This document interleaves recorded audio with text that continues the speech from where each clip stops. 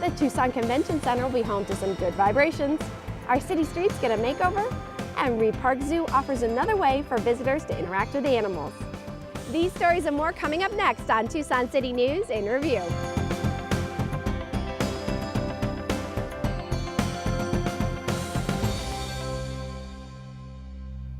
Hi, I'm Lee Mandel, and welcome to Tucson City News in Review. We're at the Reid Park Zoo, where 4 new camels have traveled all the way from Wisconsin to be with us. We'll show you why in a moment, but first, the Tucson Convention Center has some impressive renovations. Take a look.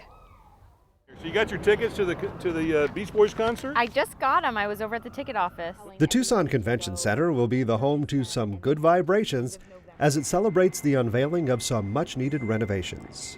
And it's something that when people walk into this thing in January, they go, oh my God, you know, I want an OMG when people walk in there. Rio Nuevo, owners of the TCC, spent $7.8 million to improve the 1971 building. The city of Tucson also did its share to help. They've done a lot of stuff as well. New elevators, new escalators, there's a new solar array on the roof, all kinds of repairs that need to be done before we could start on the renovation. The city stepped in and did. So one of the first things that was done was that the ceiling was blacked out, and so it just goes away, which that's what it's supposed to do. New soda machines, everything has been renovated to be ADA compliant for not only back of house, but for the patrons. And that includes new padded seats with higher backs and the all-important cup holder. So I think you're going to see a lot of things that are really great. I think you're going to see when people go in, all new lighting package in there, all new sound system, all new video. Just that by itself is huge. These new nets were also added to protect the new high-definition screens from stray hockey pucks.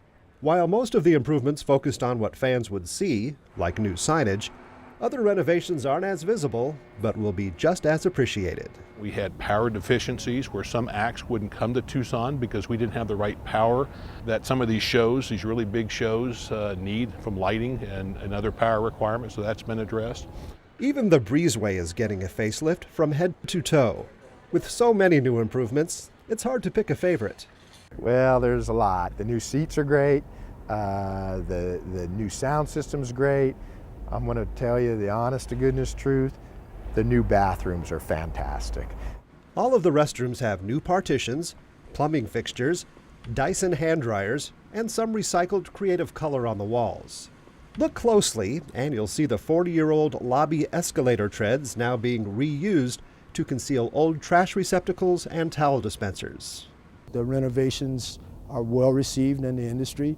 When we had Disney on Ice, which was kind of our dry run on the arena, they actually sold 100,000 more in ticket revenue than they had here before. The Tucson Convention Center is now managed by SMG, a professional company overseeing nearly 300 facilities across the country. What I'm really looking forward to is our new management people bringing in events that I want to see and that all people across the community want to see. I can't name them yet because we're negotiating, but I think people will be really impressed with the level of acts that we're going to bring in. Sporting a new look and the amped power to attract big names, the Tucson Convention Center promises an exciting future. Wow, I can't wait to see a show there. And like the TCC, this neighborhood street got a much-needed makeover. In Midtown Tucson, you'll find the historic Sam Hughes neighborhood, along with streets showing their age. What you're seeing is basically we've swept the street, cleaned it as best we can, exposed all the cracks that we've found in the street. Today, the first level of chip seal is going on to repair those deep cracks. We come in and we spray an emulsion on top of that, scrub it into the cracks, put an aggregate base course on top of that, roll it into the pavement. Rubber rollers will adhere the chips to the pavement, and a few days later, we'll come back and see how well that sweeps up and sets up and whether we go with another chip seal or if we actually set a cape seal up on top.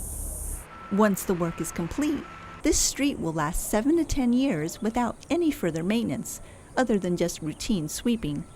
The City of Tucson will conduct this process on an average of 5 neighborhoods per year. Looks like those residents are going to have a smooth ride home.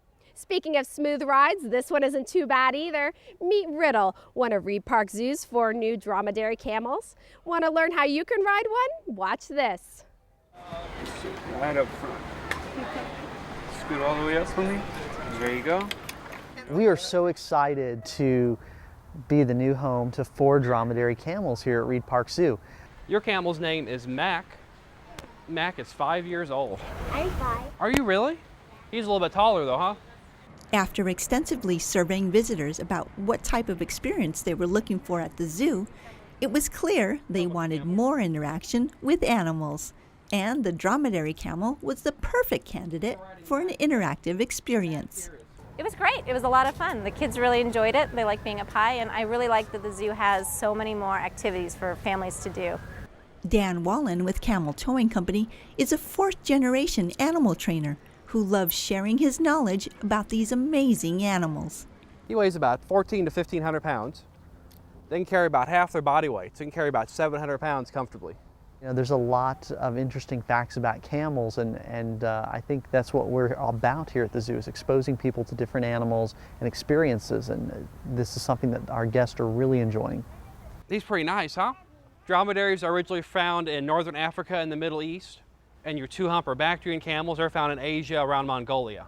The camel handler was really informative about what they eat, the age of the camels, and their dietary needs, and where the regions they are. And I didn't realize there are just 2 types of camels, the 1-hump and the 2-hump, and where they come from. I learned that they can get to 40 miles per hour. I wish I had my own. Another interesting fact is that camels store fat, not water, in their humps. But it kind of serves the same purpose. They can live on that for several weeks, even up to several months, without any food or water. We've learned some incredible things about camels, but there's still one burning question. What is it like to ride a camel? Riding a camel is a really smooth ride. It's a little bit of a slight jostling, but it's smooth. It's not bumpy. It was truly an amazing experience. It's the first time I do it.